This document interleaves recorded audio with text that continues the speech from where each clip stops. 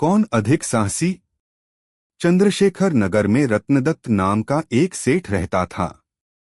उसके एक लड़की थी। उसका नाम था उन्मादिनी।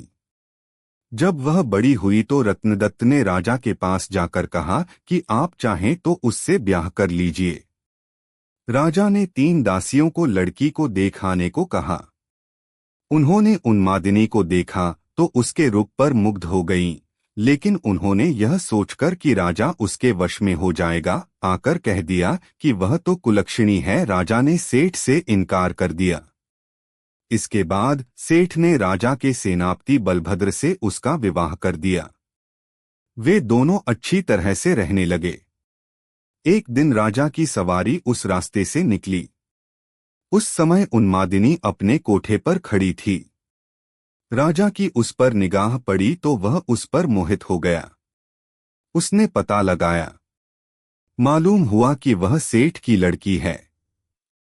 राजा ने सोचा कि होन हो, जिन दासियों को मैंने देखने भेजा था उन्होंने छल किया है।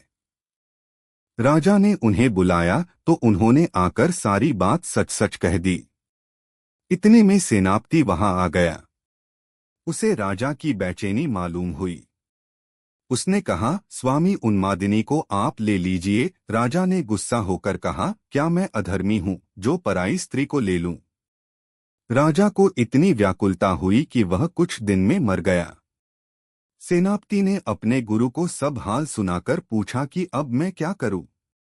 गुरु ने कहा, सेवक का धर्म है कि स्वामी के लिए जान दे दे। राजा की चिता तैयार हुई। सेनापति वहां गया और उसमें कूद पड़ा। जब उन्मादिनी को यह बात मालूम हुई तो वह पति के साथ जल जाना धर्म समझकर चिता के पास पहुंची और उसमें जाकर भस्म हो गई। इतना कहकर बेताल ने पूछा, राजन बताओ, सेनापति और राजा में कौन अधिक साहसी था? राजा ने कहा, राजा अधिक साहसी था, क्योंकि उसने राजधर्म पर दृढ़ रहने के लिए उन्मादिनी को उसके पति के कहने पर भी स्वीकार नहीं किया और